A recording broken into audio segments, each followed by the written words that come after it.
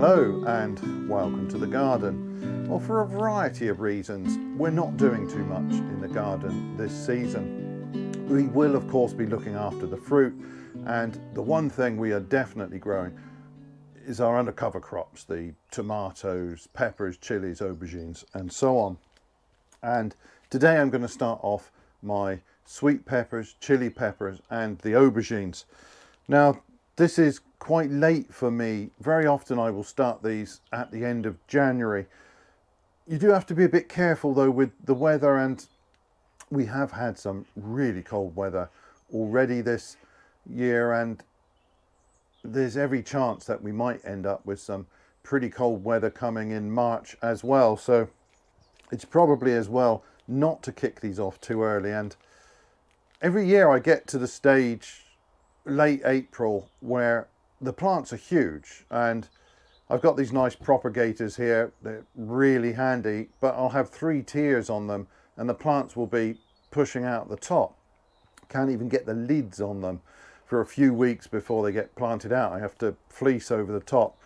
So it's always a challenge holding back plants that are that big, and then really they're a bit too big then to be potted on. It's great because I get a very early crop from them, but on the other hand, it can be a bit of a nightmare. And if we happen to have cold weather late April or early May and they're delayed getting in the ground, then that's not great for the plant. So I decided after last season that I would move that date, and I'd only planned to move it a couple of weeks, so the first half of February. Well, we're in the final week of February now, so I need to get these done. They are quite late. It's still fine to start them now. Obviously they will crop a little bit later, but maybe not quite 4 weeks later. So it's about 4 weeks, I think, later this season than last. But of course the light levels are better and the temperatures, all things being equal, they should also be better when these plants are developing. So a later sowing does tend to catch up with an earlier sowing, and of course because the light levels are better, these can be potentially better plants. So I'd be interested to see how this later sowing does this year. There's nothing I can do about it. I can't go back and sow them earlier, so that's the game today. Now very often I will soak my chili and pepper seeds, that dry casing.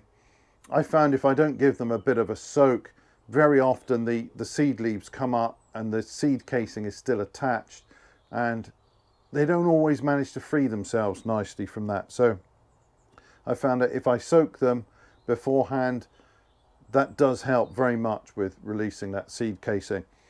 And usually I'll do that overnight. So in the evening I'll pop these in little glasses of water, and then I will sow them the next day. So they've probably been soaking, well, certainly probably more than 12 hours. Today I'm just going to try a short soak. I'll leave them in the water for 3 or 4 hours at the most, and I will come back later in the day and do the sowing. Anyway, on to the varieties. So I've got my usual mixture of large fruited peppers and the smaller fruited peppers and chilies. And it's something I've talked about on a lot of videos, that it's a huge advantage to grow a mixture. So if you're just growing, say, a good sized bell pepper or a bull's horn type, you're going to wait a long time before those fruits have developed, and then you're going to wait even longer if you want ripe fruits rather than green fruit. And on those larger fruited sorts, I'm not that keen on the green fruits anyway. They're a little bit bitter to my taste. It's much better with the smaller fruited peppers. There are some of those where the fruit is very nice while it's still green. So if you sow a combination of the large fruited and the small fruited, you'll get a crop from the small fruited sorts pretty early in the season, long before bull's horn and bell peppers are anything like ripe. And I've got some varieties here that are old favourites, I've got a couple of new ones that I'll be trying, but I really do love the small fruited peppers and chilies, and I will have this greenhouse again filled with them, and we always get a ridiculous crop. I mean, we'll be pulling basketfuls out of this little greenhouse in the height of the season.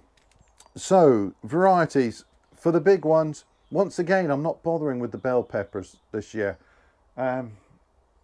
Sometimes I grow them, and I love the Asti bell peppers, but I will be back with the bull's horn types, and I've got a red and a yellow there. So they're kind of my stock pepper. They produce really big fruits, good quality, thick-walled fruits, lovely. Aubergines, I'm just doing one variety this year. I had 3 on the go last year. My wife doesn't like them, so they are only for me, and half a dozen plants is a bit mad. But the one that excelled last year, not surprisingly perhaps, is long purple, and I'll be growing that one again. It produced very nice quality fruits, not very seedy. They did hang on the plant reasonably well, so by the time I got round to eating them, they hadn't deteriorated at all, and it produced a lot of them, so I was very happy with that. And then finally, it's not as large as the bull's horn types, but I've got sweet banana here. You might just be able to make that fellow out. It's a bit like the hot wax pepper, larger, but there's no heat to it, and that's a really nice pepper, just fried or barbecued, lovely. And that's one where I'm very happy to eat the very pale green, yellowy green fruits. So on to some of these are either very mild or then they're entirely sweet peppers. My favourite is probably Dolce di Bergamo, or as it says on this packet, Sigaretta di Bergamo. So this is an Italian pepper from Bergamo. So we're in the northern part of Italy, and this one is immensely productive, and the fruits are delicious. So they're very long, thin, about yay big, and they ripen from green to a bright red. And I've grown a number of peppers of this type, and last year I tried a new one for me, the Corbaci, and I was actually very impressed with Corbaci. There's absolutely nothing wrong with it. I'd be very happy to grow it again. Compared with the Bergamo, the plants are more compact, but I think they're also a little bit earlier. So I was quite happy last season to have the combination of the two. Now, the various places I got my seeds from this year, I couldn't get the Corbaci. I could have found it somewhere else, of course, but I decided not to bother. But the Corbaci pepper, the plant is a little bit more compact, so if that's what you want, that's pretty handy. The Bergamo pepper makes a really big plant, and the fruits on the Corbaci were earlier, even though they were sown in a second batch, so some weeks after the first batch, at least 3 weeks, but they developed more quickly, and I had mature fruits on that long before the Bergamo. But halfway through the season, the Bergamo peppers had caught up, and then by the end of the season they were, I think, quite a bit more productive. So either one of those is great, but this year I'm back just with the Bergamo pepper. And then I've got good old Friggitello. This is another great pepper. It's not quite as productive perhaps as the Bergamo pepper, different sort of thing. You can take those again when they're green and use them much like the sweet banana, or you can wait for them to ripen, and they're lovely either way. But it's a good pepper for the greenhouse. The plants, well, they're not small, but they don't get too out of control, and they're reasonably productive. Chunkier fruit than the Bergamo pepper, but even so, a lot earlier than the bull's horn types that I'll have in the other greenhouses. Then I've got the Padron pepper. This one is really versatile. I know traditionally it's harvested when it's small and green, probably fried. It's typical sort of tapas pepper, and it's mostly mild. Occasionally you'll get one with a bit more spice to it. But they're also great when they're a bit larger, and they're great when they are ripe. And I'll take them at any stage, and they are really handy because there's not that much heat even when it's ripe. So you can use quite a few of those, get a nice flavour from it. When it's ripe, got a very pleasant fruity flavour. And then I've got the Poblano. So this one is a classic Mexican chili. Ever so mild, very often taken when it's green. It's somewhat like a modest sized bell pepper. They depends on the plant. They can produce quite large fruits. But again, it's a pretty versatile pepper to have. So I like to have a selection of the chilies or peppers in here which have very low levels of heat or no heat, and I can use those in much larger quantities. And of course I want some with some heat. Sometimes I grow some of the hotter sorts, like a habanero or a Scotch bonnet. Not so often, I must confess, because they're a bit mad, and I certainly don't want anything hotter than a Scotch bonnet. I'm quite happy to use a Scotch bonnet in the kitchen, but hotter than that, it's just a bit crazy.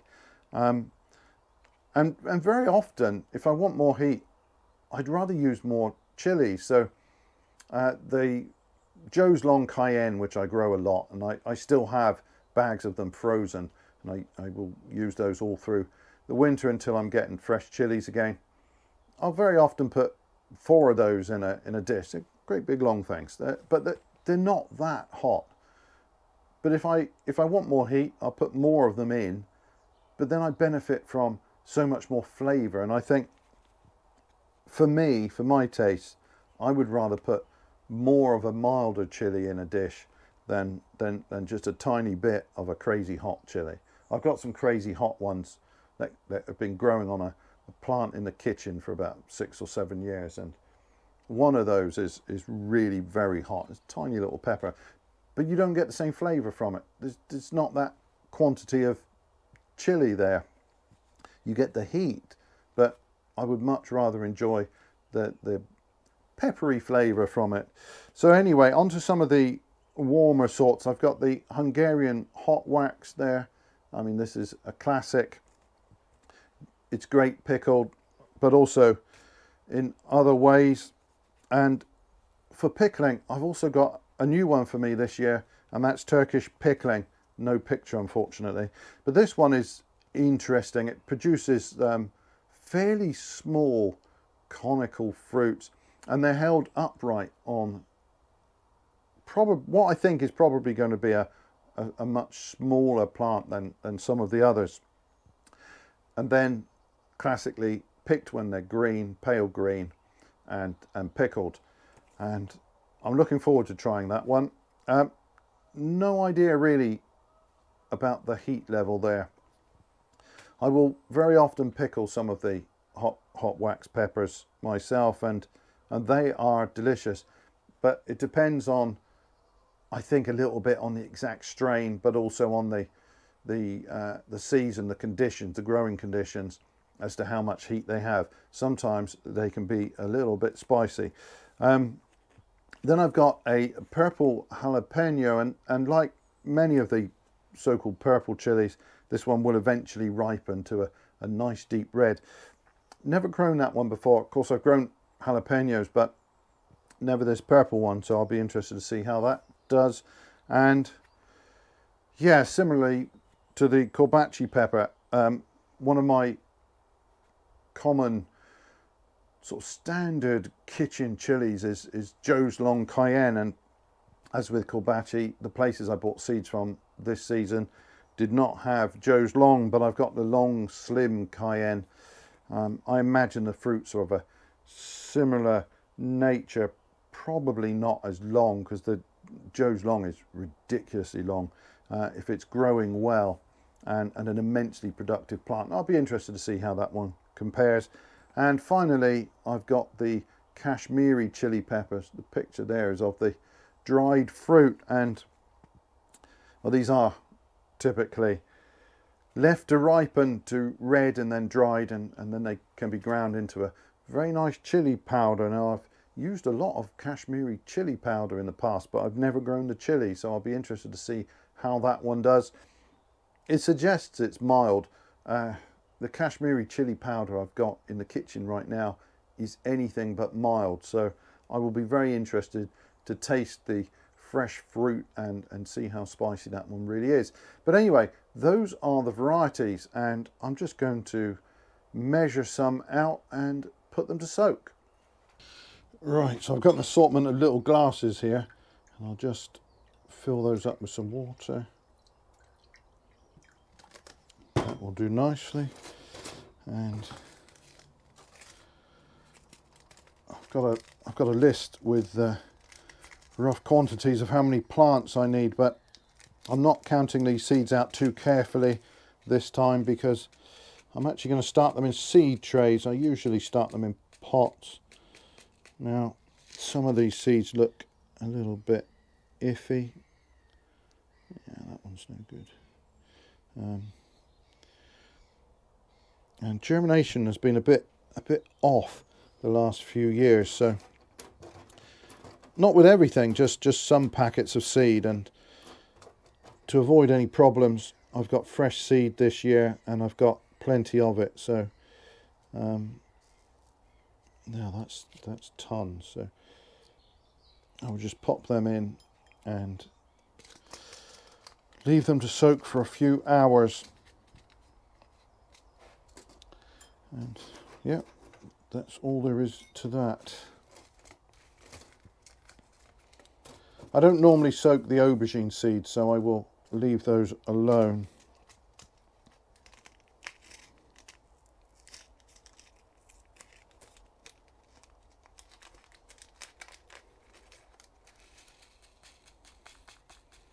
Oh, these are a bit nicer.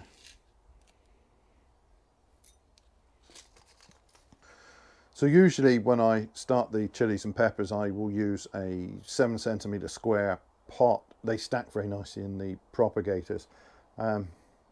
Much better than, say, a 3-inch round pot for getting these going, because I'll have, I don't know, 80 plants probably on the go.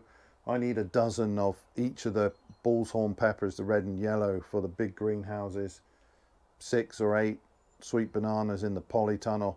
And this place will probably have, I don't know, 36 of the smaller fruited sorts. So lots of plants, and propagator space is a little bit precious. So those small square pots are great. There's no wasted space. Inevitably, I end up transplanting a few anyway. There'll be one pot where all 3 shoot up within a week, and there'll be another pot where either they don't show up for 3 weeks, or then nothing shows up at all. So I'll end up moving a few of those little seedlings about anyway. I thought I'd save myself that headache, and I will start with the seed trays. Then I can pick the best looking seedlings, the strongest plants, and move them on into their own pots later on. It is an extra step that you can avoid, but it depends. Some years, if I've just got fresh seed, the germination can be pretty quick and reliable. Other times I've had a packet of seed where germination is either really patchy or very, very slow, and I think it's probably easier for me to manage it this season by starting them in seed trays. Anyway, I will carry on measuring out a few seeds here, leave them to soak, and I'll pop back later when I will set them out in the seed trays. Well, I have left those seeds now for, must be getting on for 5 hours. I've left it so long that the sun is setting behind the hedgerow behind me, so there'll be a dodgy combination of glare from the setting sun and rubbish light in here, but never mind. Time to get these sown. Now I've got my usual blend here of a sieved multi-purpose compost, some coir, and a little bit of vermiculite. No feed in that or anything. These are only going to be in here until they're small seedlings. Then I'll prick them out into little pots, and depending how long I think they might stay in those pots, I might just add a touch of feed to that mixture, because they'll be developing a lot longer in those pots than they are in these little trays. Right, time to get on with it. Just loosely fill it to start with. I'll tamp it down a little bit, not too much. But this is reasonably fluffy stuff. Right, I've got a little sieve here. What shall I start with?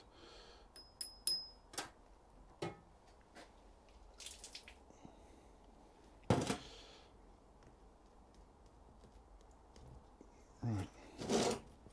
Now, of course, the one faff with these, having soaked them, they're all sticking together, but I just want to separate those a little bit, because when I come to prick them out, I want to be able to get under those roots nicely. I'll leave plenty of room down the middle, so I'm not confused as to which variety is which. I'll get a couple of varieties in each one of these. And yeah, that'll do.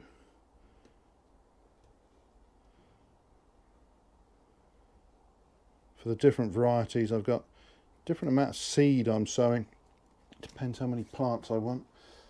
Some of these I only want a couple of plants, and others 4, 5, 6, or in the case of the bull's horn peppers, I want very many of those. I think at least a dozen of each colour.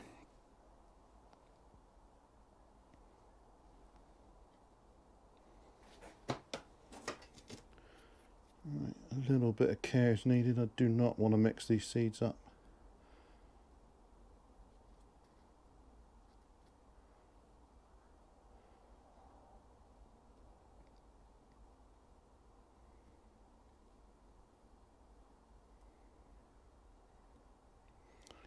So if these pop up at staggered intervals, I'll be able to at least get down underneath the root and liberate them without causing any damage. I do like to prick them out with some care. There's plenty of space around those to allow me to do that. So just a little bit more compost on top, not too much, and that I'm not pressing down really, just lightly. Job done. That can go straight in the propagator.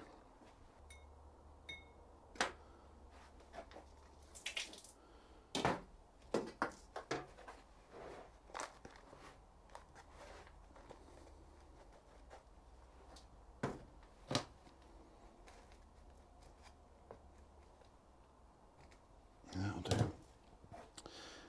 Now, these are the bull's horn sort, so I'll give each of those their own tray. I've got plenty of seed for these.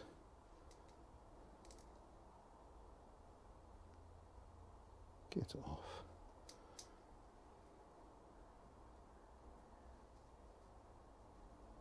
Right, lovely. Just spread them out a bit again, and that'll be fine. This is much easier when the seed is dry, of course, but I'm sure that soak is going to really help. It probably helps with the germination, though I haven't tested it side by side. But the one thing I know it helps with is getting those young leaves out of the seed casing. If they get stuck in there, sometimes they don't get out, and then they don't develop. It does depend on the compost you're using, of course, and how wet you keep it, but I don't like to overwater the compost, especially this stuff, because the coir can be a little bit sneaky. I found it can look a little bit dry on top and have plenty of moisture underneath, so I like to be a little careful with the watering, and as a consequence, sometimes perhaps those seed casings have been a little bit dry. Well, that will do. there's plenty of moisture in this compost. I've been giving it some water, so there's plenty of moisture in there. I don't need to add any more right now. So that's it really. I've got a few more to do. I will finish those after I've shut down this video. But I'll be quite interested to see how these plants develop, given that the sowing is, well, I was going to push it back a couple of weeks and now I've pushed it back a month.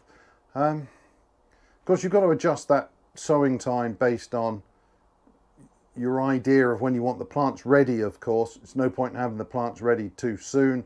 Then you have difficulties holding them back in whatever propagators or other protected environments you may be using. So I'm looking to plant these up earliest the last week in April. So if the weather's looking nice and warm at that point, there's no danger at all of frosts or anything like that for several weeks on the forecast, then the last week of April is sometimes okay here in the south. Otherwise it's the first week or in the second week of May usually. So that's the kind of time I want the plants for. And I don't know, it might be that sowing a little bit later with the better light levels and hopefully warmth, though the forecast for March is looking a bit dodgy, maybe they catch up, and that will be interesting to see. But anyway, that is all for this video. Thanks ever so much for watching, and bye for now.